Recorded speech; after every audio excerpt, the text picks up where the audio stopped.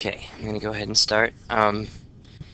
Should have reminded you guys yesterday. There's no one here this morning. But that's okay. You guys can all just watch the video on this one. So now we're gonna talk about solubility equilibrium. So after the equilibrium that we have talked about, I don't think this is gonna give you too much trouble. There's one or two tricky concepts in here, but overall it's not too bad. So for solubility equilibrium, we've got to go back and remember a couple of things we haven't talked about for a while. One is a precipitation reaction. Okay, in a precipitation reaction, two ions are going to form a solid, and they fall to the bottom of a solution. And hopefully we remember solubility rules help us to decide what things are going to tend to form solids and what things are going to tend to stay dissolved in the solution. But that's a precipitation reaction. And then examples of those, I mean, there are lots of examples, but very common ones are kidney stones. That's an example of a precipitation reaction that is incredibly painful. And fortunately, I don't know from personal experience, but I've heard it's very painful. And then stalactites and stalagmites, also examples, you know, like in caves when you've got water that's dripping for long periods of time, and you get this. The ions that are in the water that end up precipitating out, they form these big columns either on the ceiling or on the floor. Okay, dissolution reactions, that's when a solid dissolves in an aqueous solution, so it's basically the opposite of a precipitation reaction. Dissolved salts in a stream are an example of that. Tooth decay is an example of that. So anytime you've got a solid that is eventually dissolving into aqueous solution. And then a solubility equilibrium is when both of those are happening at the same, not only at the same rate, but or at the same time, but also at the same rate. Okay. See, maybe I shouldn't have said at the same time here. I kind of like the same rate better. Okay. So the rate of the forward reaction is equal to the rate of the reverse reaction. That's what defines an equilibrium as an equilibrium. Okay. So the some of the ions in the solution are precipitating at the same time that some of the solid is redissolving and becoming ions in the solution. Okay. God, I already said that. I don't know why that's on there twice. So thinking about it as an equilibrium, we're going to be able to deal with solubility using numbers a little bit better as opposed to what we've done so far this year, which is this is soluble in solution or insoluble. And I know some of you, depending on who you had last year, you may have gone a little more in depth about how soluble or insoluble something is. We're going to put some numbers on that this year that hopefully help you to understand. This is kind of a continuum as far as solubility and insolubility. It's not that something is definitely soluble or definitely insoluble. There's really a range there of how well something dissolves in water versus, you know, how well it precipitates. And there's a lot of different things and different points on that continuum. So it's not quite as simple as we have talked about in the past. A saturated solution, that's going to be really important for equilibrium. The saturated solution is, it says where the solution is in contact with some undissolved solute. Now previously we've defined a saturated solution as one where it's holding as much of the solute as it possibly can. So you put any more into the solution and it's just going to fall to the bottom and not dissolve because the solution, the water can't dissolve. Usually it's water we're talking about. The water can't dissolve any more of the ions in that solution. It's as full as it can get. So an example of that is a saturated solution of BaSO4, and here's a picture of it, and you can see down here at the bottom you've got some of the solid. This is as full as this solution can get. So now what's happening here is that you've got the solid at the bottom, you've got the some Ba2 plus ions and some SO4 2 minus ions floating around in that solution. But what's the real story of what's happening here is not that this thing stops. You know, nothing in chemistry ever stops. It just reaches equilibrium. And so at any given time, you've got some of the Ba2 plus and SO4 2 minus ions that are floating around in here that come together and precipitate.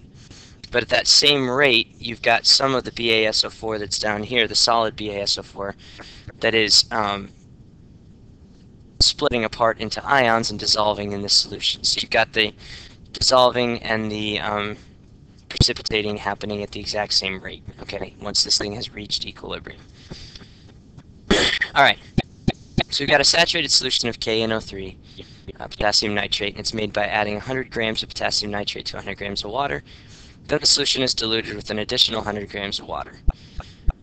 When the solution is thoroughly mixed, there's still some solid KNO3 remaining at the bottom of the solution. How does the concentration of K plus in the initial solution compared to the concentration of K plus in the diluted solution? Okay, this is kind of a trick question. It's one that they ask every once in a while on the AP exam. Probably would be more of a free response question tacked on the end of a solubility equilibrium question. But notice up here, a saturated solution is made by adding 100 grams of KNO3 to 100 grams of water. Okay, so this solution is already saturated. All right, which means that we have as much of the K plus and the NO3 minus ions in that solution as we possibly can. Okay, and then second, the solution is diluted with 100 grams of water. When that solution is thoroughly mixed, there is still some solid KNO3 remaining. Okay, in other words, that's a tricky way of saying this is still a saturated solution. Okay, so in other words, we had, we added way too much when we added the initial 100 grams. So even when we add 100 more grams of water to this, this thing is still saturated, still holding as many of the KNO3, K plus and NO3 minus ions as it possibly can. Okay, so there's still some solid KNO3 remaining at the bottom of the solution, which means that this thing is still in equilibrium. So then how does the concentration of the K plus ions in the initial solution compare to the concentration of the K plus ions in the diluted solution? Okay, and the answer to that question is it's still the same. Okay, because the thing is, we didn't add enough that this thing is now unsaturated. Okay, sorry, hang on just one second.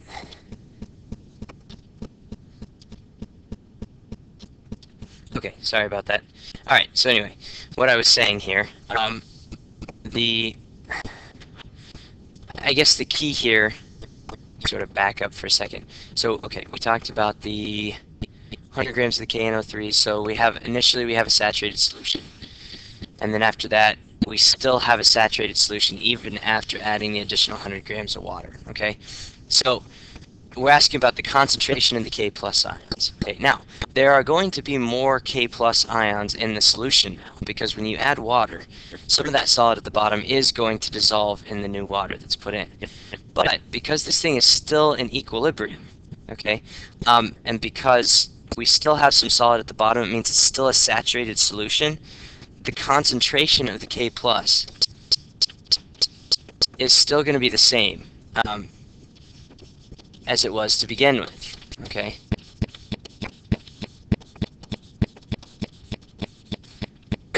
And again, the reason for that, we're increasing the K plus, the moles of K plus in the solution, but we're also doubling the moles of water, okay? So we would expect that if we're doubling both of those, or I guess the liters of water is the better way to think about that.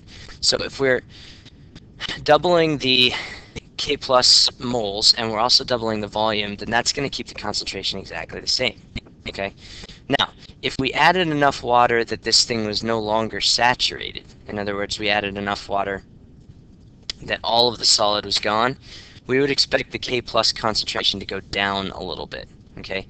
And the reason it would go down is because now we have added excess water here, okay? And there are no more K plus ions that can be formed because we used up all the solid at the bottom. So we're increasing the volume of the solution without increasing the moles of the K plus, okay? And so that's kind of the idea on that question. It's a tricky question. They kind of like to ask it sometimes, or something along those lines. Alright, equilibrium constant for BaSO4 solubility will indicate how soluble a compound is. So we can use a K to talk about this week equilibrium, just like we do with every other equilibrium we've talked about in this class. And this K also is important enough that it gets its own name. It's the KSP, alright? Which just stands for the solubility product constant. Okay, so that's our new K that we're going to talk about here. If it has a large equilibrium constant, that means it's very soluble. If it has a small equilibrium constant, it's not very soluble. This will make more sense once I actually write out an equilibrium expression here. Okay, so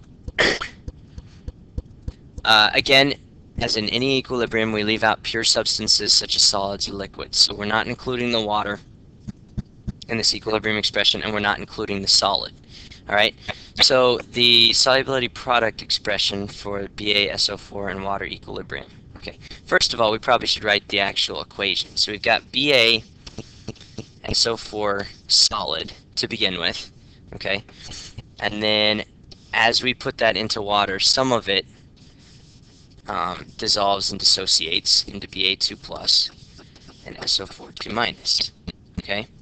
But this is a back and forth. This is at equilibrium, assuming that we have a saturated solution here. Okay, so if we're going to write the equilibrium expression for this, then we're going to say KSP, our K is equal to, remember it's products over reactants, but the thing here is our reactant is a solid, so there's not going to be a denominator in this one. So this is just going to be Ba2 plus times the concentration of the SO4 2 minus. Okay, and that's actually going to hold true for all solubility expressions, because the only thing that's going to be on the left is the solid, is by itself. That's how we usually write these things. Then we're never going to have a denominator in these solubility expressions, which is kind of nice, and it allows us to do some, to figure out some things with less information than we normally have. Okay, so the KSP for BaSO4 is 1.1 times 10 to the negative 10th. Let me see. Okay. So what that means here is, if we've got 1.1 times 10 to the negative 10th. Oh, sorry. We're just talking, I just realized what this was asking for. We're not talking about numbers right now, although you could figure out the concentration of the Ba2 plus and the SO4 2 minus in the solution. But this K will give us a piece of information, like every K has given us so far, about where the equilibrium lies. Okay, this right here is a small number, very small number. All right, 1.1 times 10 to the negative 10th is very small, which means that the equilibrium lies a lot farther to the left here than it does to the right. Okay, it means that we're not going to form very much of the Ba2 plus and the SO4 2 minus in this equilibrium. Most of it is going to stay as a solid. Okay, so that means that BaSO4 is not very soluble in water. In fact, if you look at your solubility rules that we learned earlier in the year, this is one of the ones that we would have called insoluble. Okay, because it's just, 1.1 times 10 to the negative 10th is a very small number for solubility. So that K, whatever it is, the size of the K can give you an idea about how well something will dissolve in water. Okay, so practice problem, write the expression for the solubility product constant for CaF2. Okay, and again, these are all going to start to look the same very quickly. CaF2, start with it as a solid. When we put it into water, we're going to end up with Ca2 plus, and here's where it's a little bit tricky. This is going to be 2F minus, right? So we have to be a little bit careful with that, because when this dissociates, there are going to be 2 fluoride ions for every 1 calcium ion. So when we write the KSP for this, the KSP is going to be Ca2 plus times, and we do this just like any other equilibrium expression that we've had so far. Now we haven't talked about this in a while because we haven't had to do this with any of the acid-base stuff. But when you have a coefficient 2 in front of a species in your equation, then you have to square it in your equilibrium expression. All right. So Ca2 plus times F minus squared. Barium carbonate. Barium carbonate is BaCO3. Ba is a 2 plus charge, CO3 is a 2 minus charge. So then those are going to be in equilibrium. We're going to have Ba2 plus CO3 2 minus. Sorry, I know that's a little sloppy. So then the KSP for this one is going to be just Ba2 plus times CO3 2 minus. And then the last one, silver sulfate. Okay, again, nice practice on naming here. Silver is a 1 plus charge, sulfate is a 2 minus. So this is going to be Ag2 SO4 is in equilibrium with 2 Ag plus SO4 2 minus. Okay, so then the KSP for this one, Ag plus is going to be squared, and the SO4 2 minus after that. Okay, out of these three, which one is the most soluble in water is the question. Okay, so what you'd have to do in order to figure that out is you'd have to look at the KSP. All right, the one with the highest equilibrium constant is the one where the equilibrium is going to lie the farthest to the right. Okay, and the most soluble out of any of these is going to be the silver sulfate. Okay, because it has the highest K.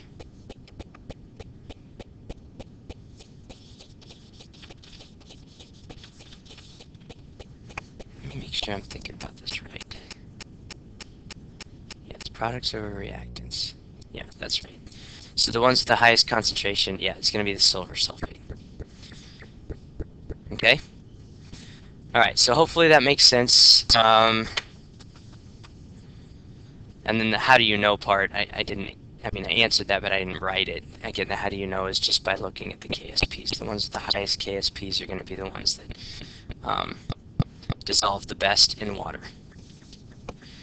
Okay, now we got to be careful not to confuse solubility and the solubility product constant. Okay, when we talk about solubility, we're talking about how much of that substance will dissolve, and that's going to be measured. A lot of times it's in grams per liter. When we plug into our solubility equilibrium expression, we're going to be figuring it out in moles per liter. So if they ask you for solubility in grams per liter, you're going to have to do a conversion at the end.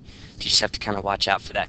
A lot of times when they graph solubilities, they'll do it in grams per liter for whatever reason. Well, it makes sense, actually, because typically what we measure in the lab is we measure grams, not moles. So if you're measuring it, if you want to know the solubility of something, it makes sense that you want to know how many grams of that particular substance can you dissolve in water. So that's why it's usually measured in grams per liter. KSP is the equilibrium constant for that equilibrium that happens when you have a saturated solution. Okay, so the solubility, we're talking about how much of it can we dissolve in order to make a saturated solution. The KSP, that's your equilibrium constant. Okay, so you have to keep those two ideas distinct in your mind. Okay, solubility depends on some different things. It depends on the concentration of other things that are in there. It depends on pH and that sort of thing. KSP is going to be constant as long as we're at the same temperature. Remember, the only thing that changes K is the temperature. Okay, so solubility can be changed based on other things. But the KSP, the only thing that can change the KSP is the temperature. That temperature will change the solubility as well, but it's because it changes the KSP. So, you have to be careful when you're trying to calculate one by using the other. Now, having said that, we're going to go ahead and do that. We're going to use the KSP to calculate the solubility, but you have to understand that that doesn't always work. This is kind of a theoretical calculation that we're doing, and it really depends on some of the outside circumstances whether this is going to be correct or not. Okay, but on the AP exam, they're usually going to have you calculate solubility based on a KSP, and so you just have to assume that the conditions are right, that the KSP can give you the solubility. Okay. A solubility curve is a graphical representation of the solubility at different temperatures.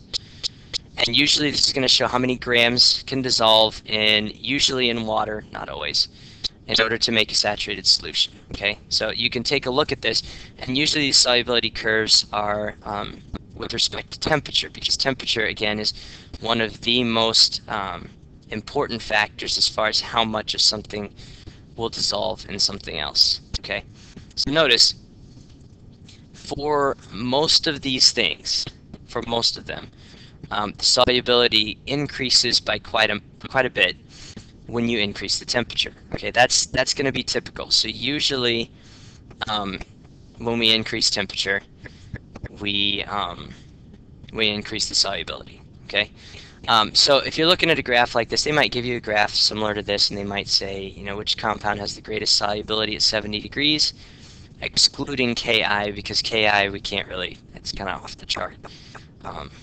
It's very soluble in water. So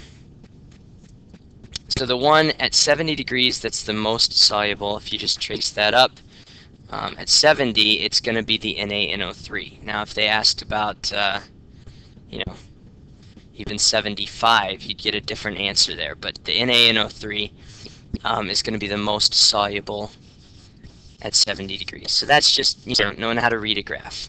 And then the greatest percentage of which compound could be recovered by cooling the water from 70 to 50.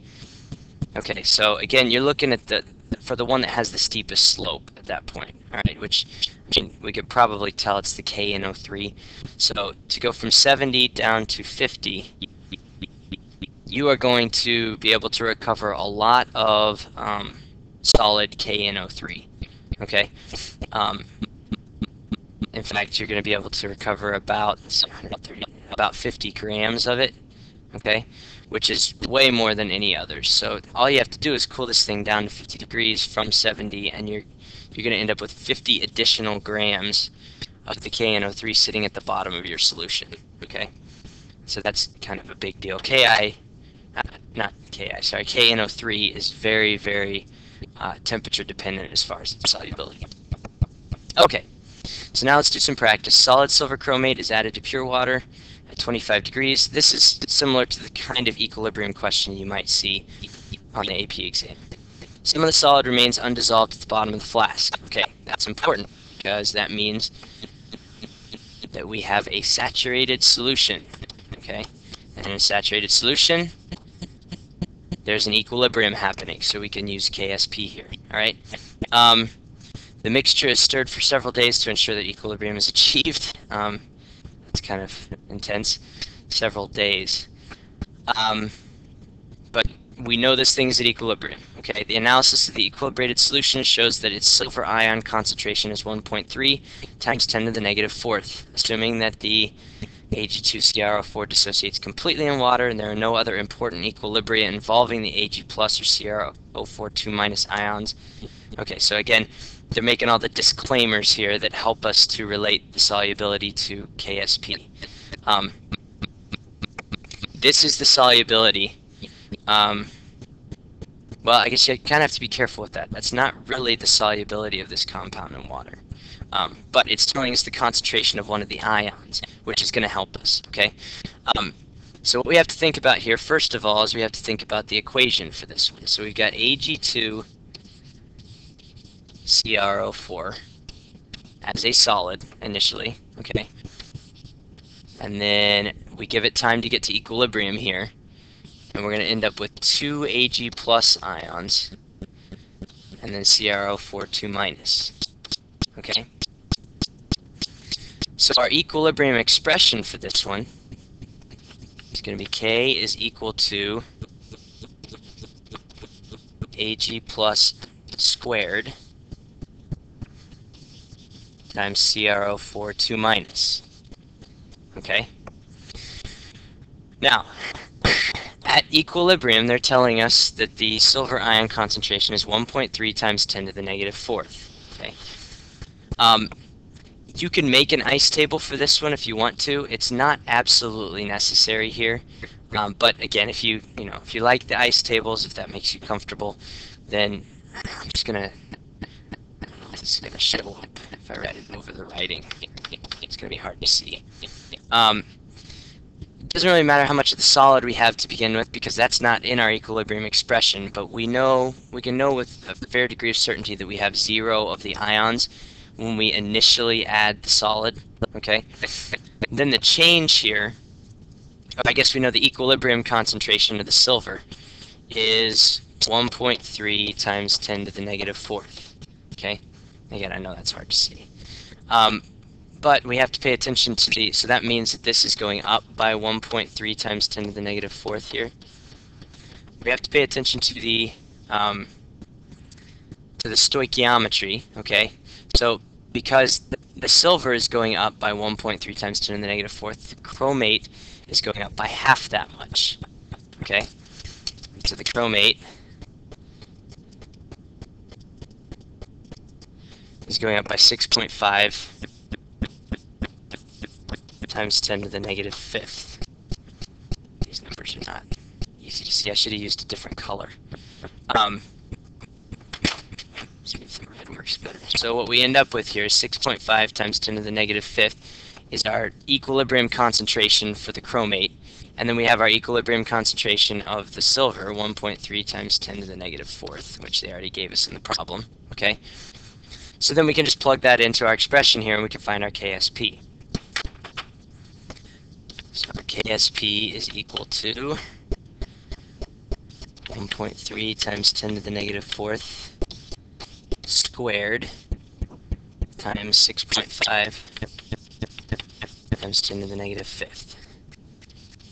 Okay, once you plug those numbers in,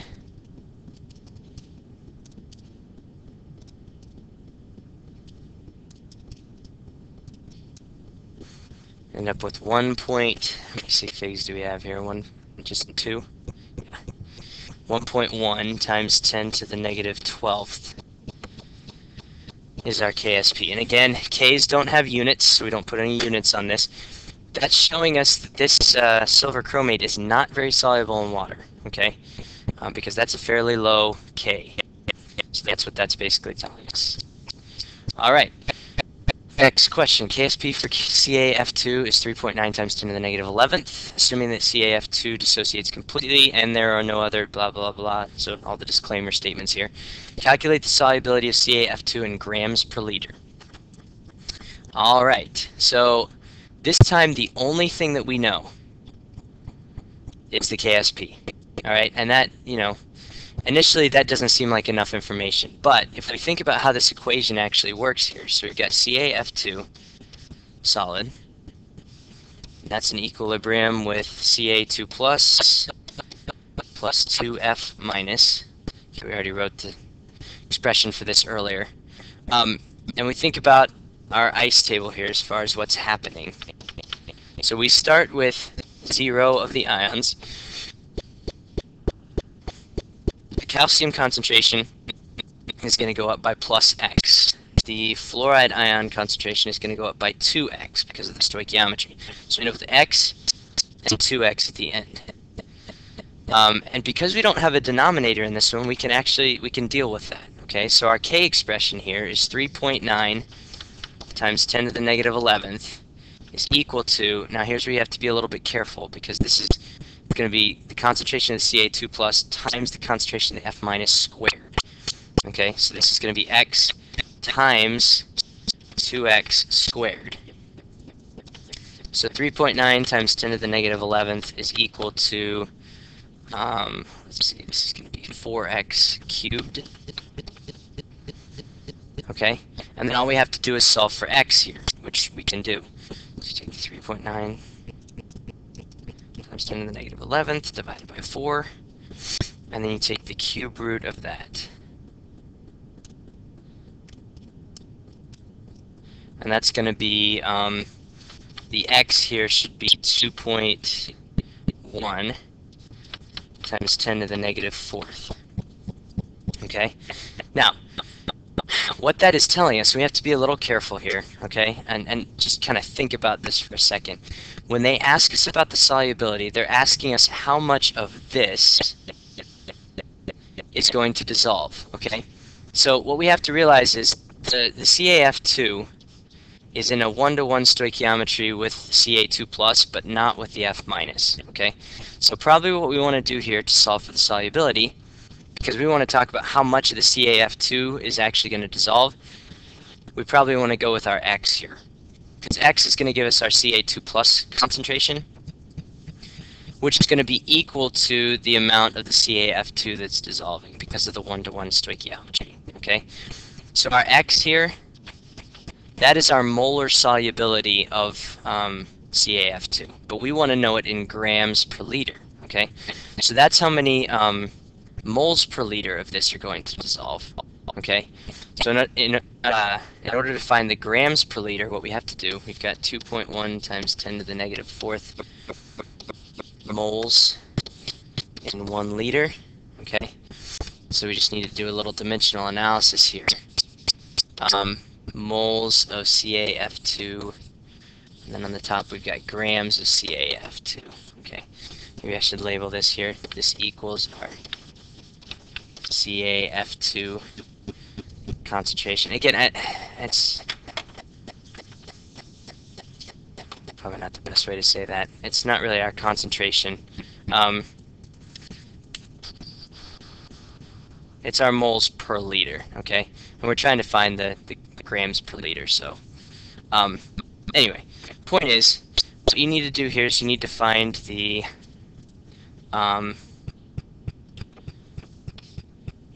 mass, the molar mass of the CaF2. So the calcium's about 40.078, we won't round here, plus the fluorine, which is 18.998 times 2.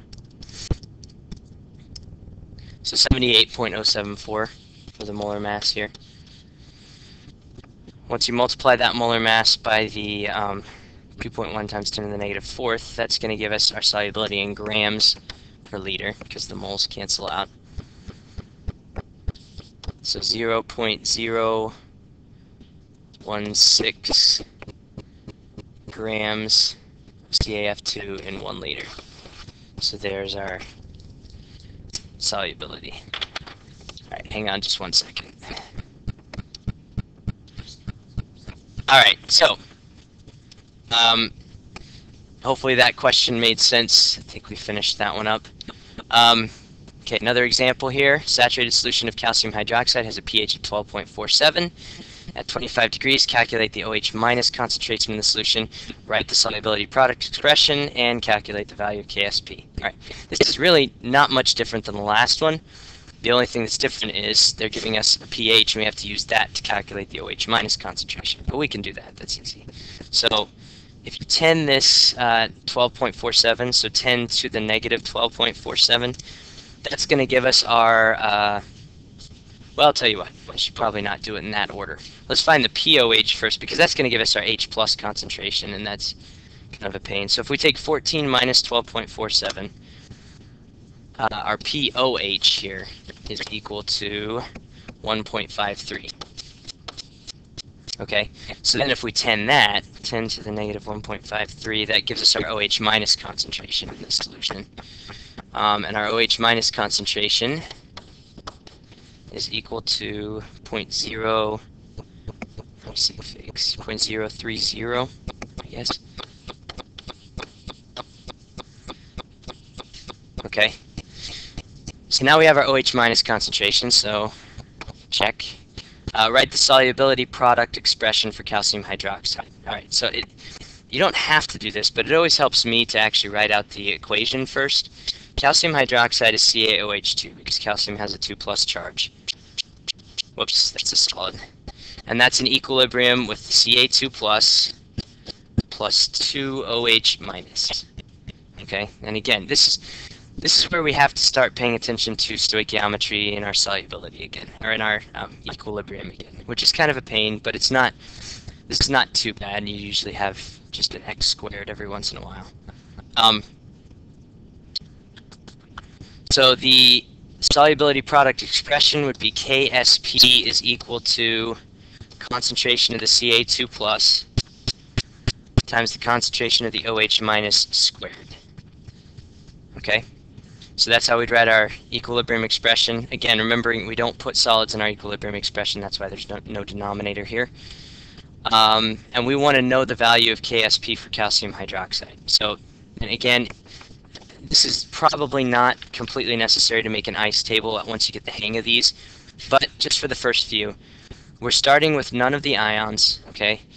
As this changes, this is going to increase by x, this is going to increase by 2x, so we've got x and 2x as our final concentrations here at equilibrium. Sorry. Nope. We don't know the KSP on this one, so we actually know one of our equilibrium concentrations, which is our OH minus. We know that this is 0.030 at the end. Okay, so this is going up by 0.030. The calcium then, if we look at the stoichiometry here, it's going to go up by half as much, so 0.015. Which means that it's going to be a concentration of 0.015 at the end. So now we have our equilibrium concentrations that we can plug into our expression and solve for our KSP. Okay, our KSP is going to be equal to 0.015 times 0.030 squared.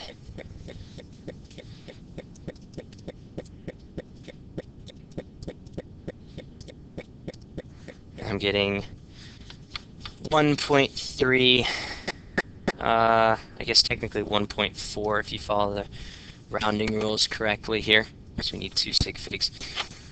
1.4 times 10 to the negative 5th is our KSP. And again, don't put units with your K. K is unitless. Alright, so there's the KSP for calcium hydroxide at 25 degrees. Oh, I guess that's it. Okay, so hopefully that makes sense. There's not a lot to that. Honestly, after we've done all the other types of equilibrium, I feel like that's pretty easy. What we'll talk about tomorrow is how some different factors can affect our solubility. And that's where we pull in some other things that we've been talking about as far as pH and all that. So that's that. I guess I'll see you guys in class.